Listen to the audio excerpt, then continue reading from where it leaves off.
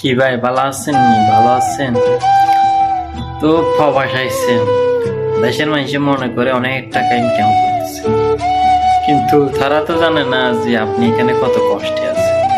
এখানে 1 টাকা রুজি করা যে কত কষ্ট।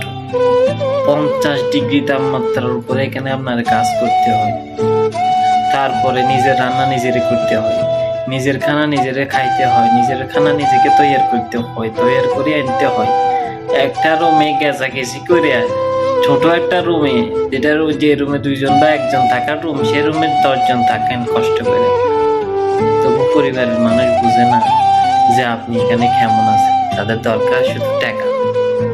তো প্রবাসী ভাই, নিজের লাগে একটু চিন্তা করেন, কারণ দিন শেষে আপনি আপনার নিজের শরীরের যত্ন নিন।